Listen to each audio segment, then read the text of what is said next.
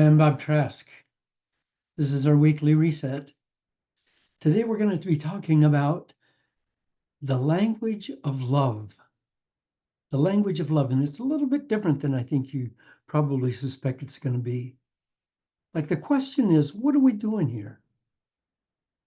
What are we doing here? I mean, in this body, in this life, in this incarnation, at this time, on this planet, what are we doing here individually? What are you doing here? What am I doing here? I mean, we should have a purpose, I would think. I mean, obviously, this isn't just an accident, unless maybe you think it is.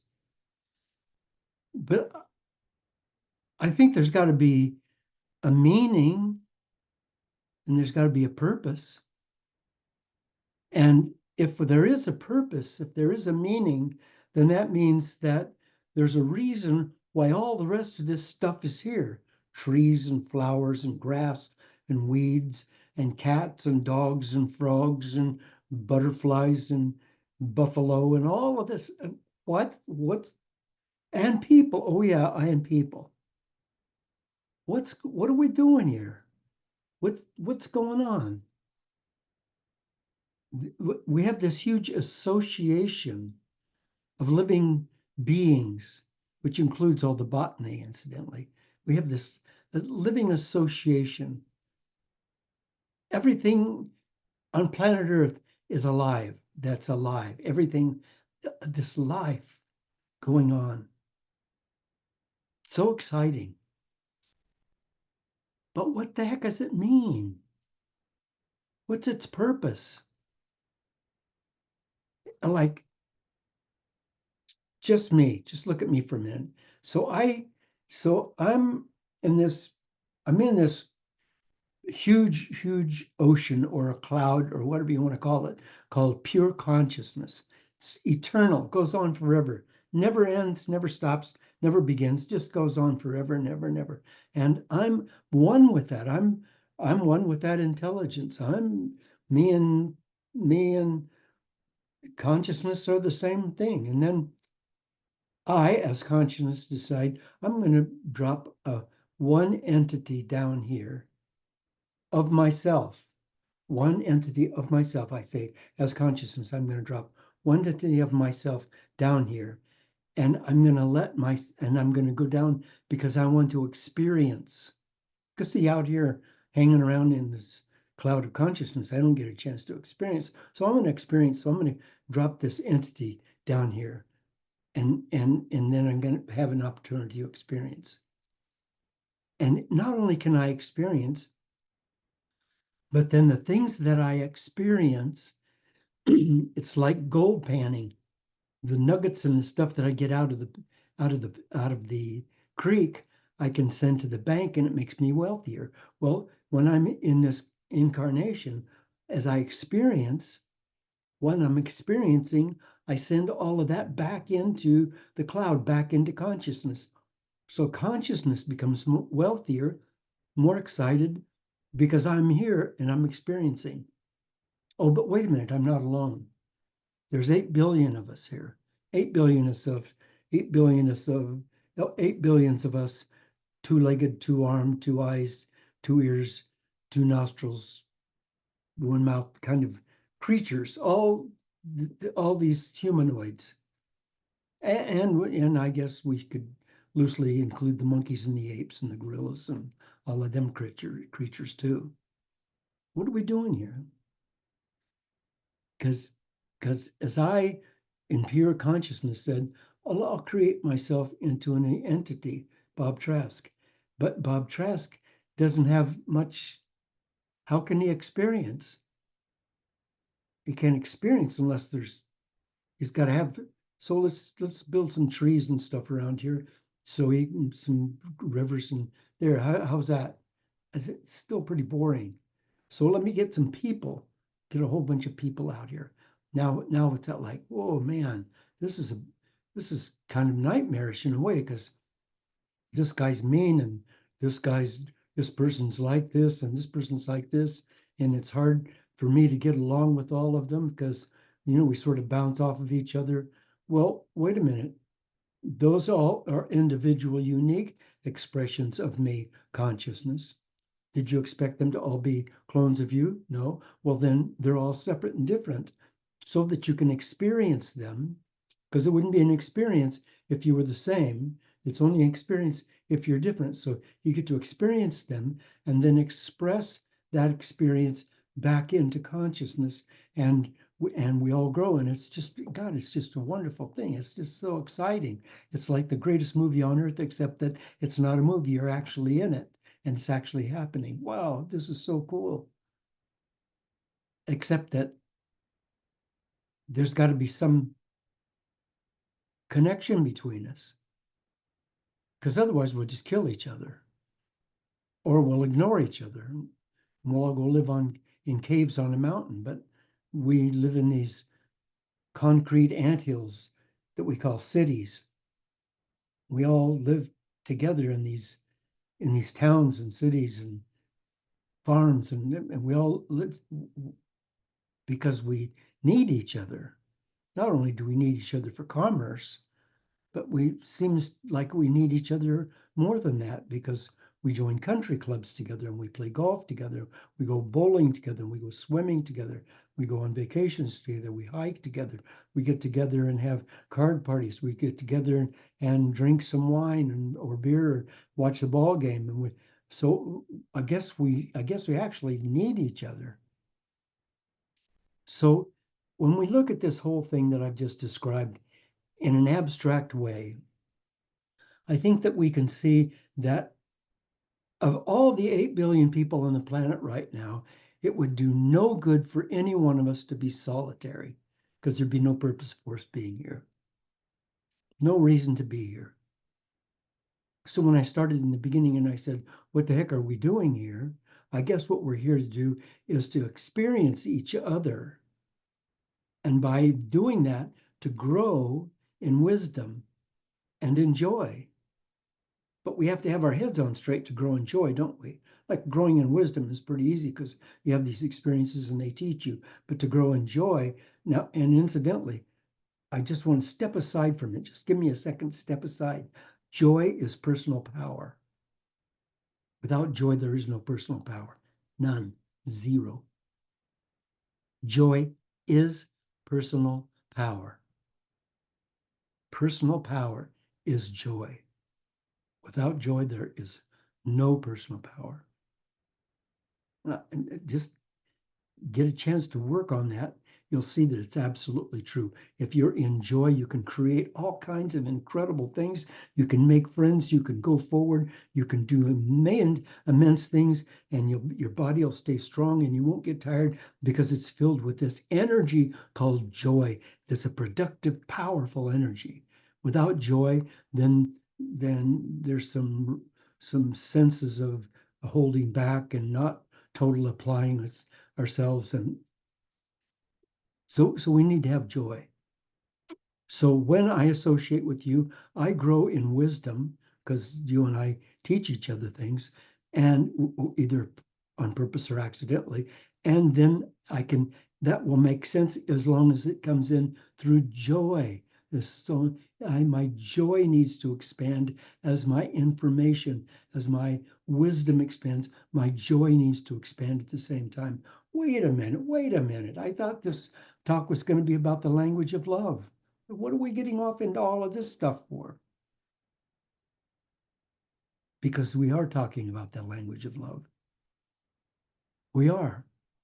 See, the language of love is the language of us beings being together.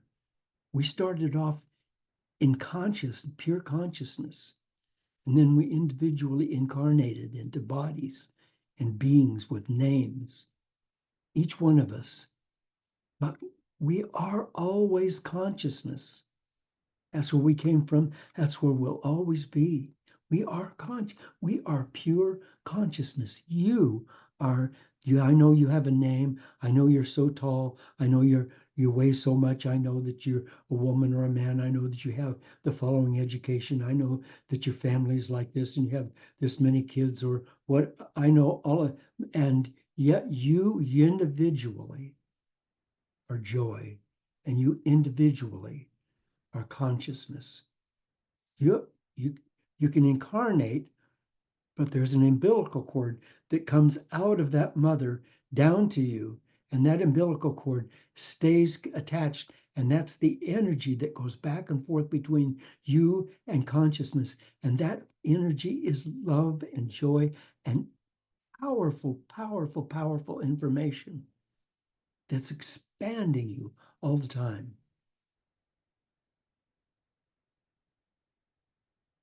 So there's a way that we connect with each other in a and do it in a way that we keep consciousness alive, not only as it comes into me from the great spirit, from Holy Spirit, from the great universe, from eternity, not only as it comes into me, but as it goes from me into you and from you into me. That same beautiful, powerful energy that we call love. And love has got this goofy thing about romance, like, I'm in love with you. This has nothing to do with love, it has to do with mating instinct. Saying it's a beautiful, beautiful thing. But love is the power that holds us together. It's the power. It's it's a necessity for our lives. It's a necessary nutrient for every person's soul. Rabindranath Tagore said, love is the only reality, and it is not a mere sentiment. It is the ultimate truth that lies at the heart of creation. Can I repeat that? Love is the only reality. The only reality. He's not saying love is like this about reality or it's like that. It's the only reality. It is consciousness. It is joy. It is grace. It is peace. It is love. Love is the only reality. There is no others. And it is not mere sentiment. It is the ultimate truth that lies at the heart of creation. Do we think love's important? Do we think that affection, like affections, like affection means I affect you and you affect me. And one of the ways I can affect you is to let our bodies come in contact. Comes this energy between me and you. And you walk by my chair and you touch my shoulder and just let your hand rest there for a moment. Oh, it feels so good. Just these touches, the way we just connecting. During the 19th century, more than half of all infants who were left in orphanages died in their first year of life. Can you get behind that? In the 19th century, more than half of all infants who were left in orphanages died in that first year. And for many years here in the United States, orphanages were losing almost 100% of those infants every year. 100%, all of them dying. And at that time, a doctor named Dr. Talbot visited a children's clinic in Dusseldorf, and something piqued his curiosity, piqued his interest. He saw an old washerwoman, a cleaner woman, carrying a tiny baby on her hip, and she goes around doing her stuff. And he looked over and he said, "Who is that?" "Oh, her," someone said. "That's old Anna. When we've given a child all the possible medical care that we can, and still he or she doesn't get any better, we turn to old Anna, and she never fails us." What's going on here? What's going on here?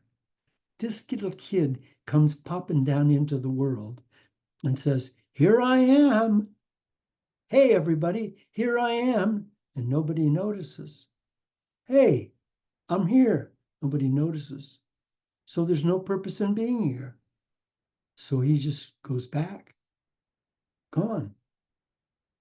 But old Anna, she grabs up that little tot and puts him on her hip, holds him up, walks around, talks to him, you know, and the little baby survives.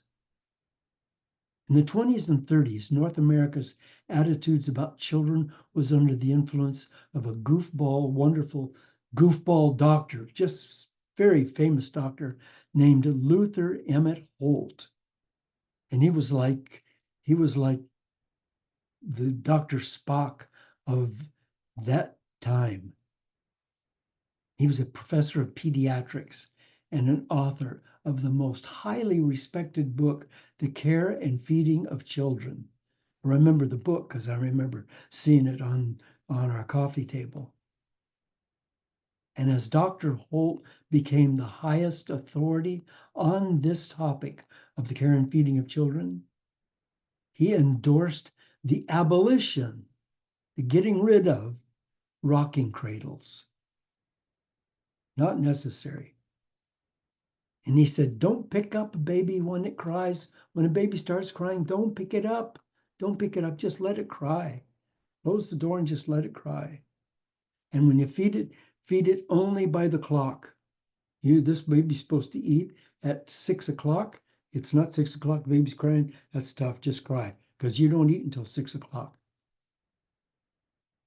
And don't spoil that baby by picking it up and holding it and doing all that kind of stuff. Leave a baby alone. According to Dr. Holt, the very idea of tenderness and caring was considered unwarranted, destructive, and unscientific. And when studies were finally done to determine the overall cause of infant illness and death in high-standing families, in hospitals and institutions, it became apparent that infants in the poorest of the households, in the poorest of the homes, in the ghettos and the housing projects and the poverty areas, those infants were the strongest because they were close to their mothers. They could overcome almost any physical disadvantages and thrive despite poor hygienic conditions. It was discovered that to thrive, an infant needed to be held, to be held. An infant needed to be held, it needed to be walked, it needed to be sung to, it needed to be cradled, it needed to find in its poor little heart that it belonged here. Even in extreme deprivation of other sentences, those little guys came through as long as they were given affection. So my question then is this: what's the difference between a little infant and you or me? We don't need affection anymore. We've outgrown that. We haven't outgrown anything. We got hair in some funny places, but other than that, we're still just little kids.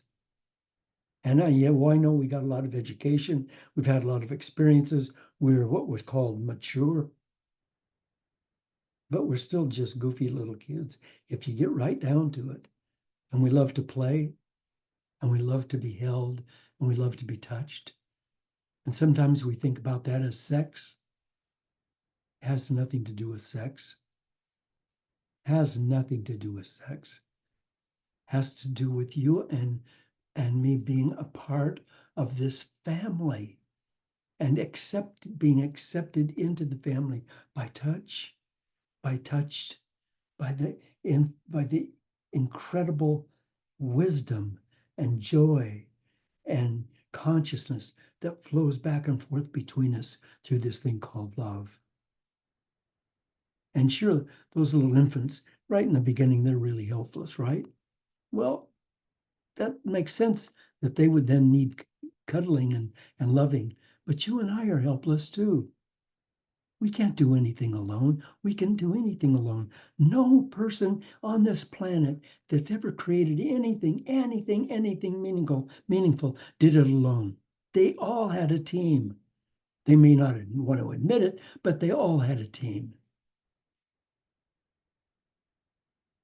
The wonderful author Imanya Margia said, no matter where we come from, and she came from India, no matter where we come from, there is one language we all speak and understand from birth. We all speak and understand from birth.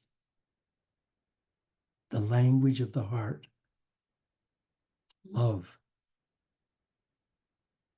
And it's been my experience in dealing with thousands and thousands of people around the world that there's a certain type of people, a certain type of person who is really vulnerable to really devastating diseases like cancer and heart disease. And it's those persons who have lost the central and most meaningful source of affection in life. And not only did they lose it, but they didn't replace it. And not too long after that, they began to get these diseases. And if they didn't change that, then I think that history shows that most of them passed away. But you and I, we can make a difference, and we can make a difference in our lives. We have to just learn how to say these three words and look into somebody's eyes when we say them and mean it. These are the really hardest words in the world for most people to say, I admit. I love you. I love you. And you look at me on your screen or on television or something, and you're saying, oh, he can't mean me. Oh, yes, I do mean you. But you don't even know me, you say. We're we're brothers and sisters. We are family. Of course I love you. And it's really hard for most of us to give a hug. We can't give a hug because somehow we feel violated or we feel like we're going to violate somebody else. And if we do give a hug, it's this little brief pat on the back and pull away. Enough. Don't get too close because I might feel like I'm being violated. Famous psychotherapist Virginia Satir said, and famous psychotherapist, this lady wrote the book. She knows what she's talking about. She worked with thousands of people. She said, we need 4 hugs a day for survival. 4 hugs a day for survival. We need 8 hugs a day for maintenance. For maintenance, we need 8 hugs a day. That's just to stay on a level. To survive, we need 4. To just stay maintaining, then we need 8. And we need 12 hugs a day. 12 hugs a day for growth.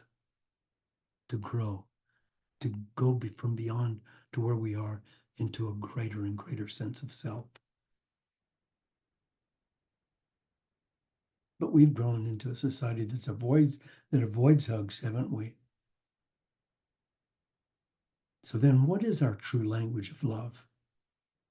What are we holding back from others? And what are we holding back from ourselves? And what are they holding back from us? It's said that we're born alone and that we die alone. Whether or not that's true doesn't mean that we have to live alone, locked up inside of our heads, peering out at the world and wondering if we even belong here or how we fit, if we really match up. I'm able to talk freely about this. Like for most of us, I spent a great deal of my life wanting to be special to someone. And it wasn't until I found that rich connection that I was able to make my life what I wanted it to be.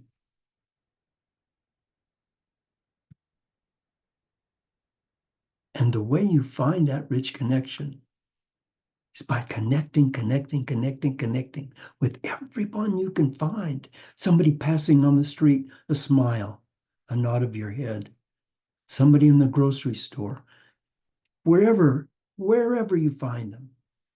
Whatever you dared to do, a smile and a nod of a head, or a hello, how are you today? Or a boy, that's really a nice dress. Gosh, I like that shirt. I hope you're having a good day. Dare you say those words? That's just the language of love. Dare you say that? I was talking to a guy on the phone. I didn't know the guy. I was talking to him about a tech thing. And when we hung up, got ready to hang up, I said, hey, I love you. And he said, okay. And we hung up. And the guy called back and talked to somebody else. And he said, I just talked to somebody there and he told me he loved me. And he said, I thought this was really strange. He said, God, that guy has really got courage. And I thought, it took courage for me to say, I love you. But for him, it did. We can't do our life's work. We can't create. We can't be artists. We can't reach out into the world and do something beautiful and new unless we are flowing with that consciousness that is love. Vincent van Gogh said, I feel there's nothing, nothing, nothing more artistic than to love people. Vincent van Gogh said that.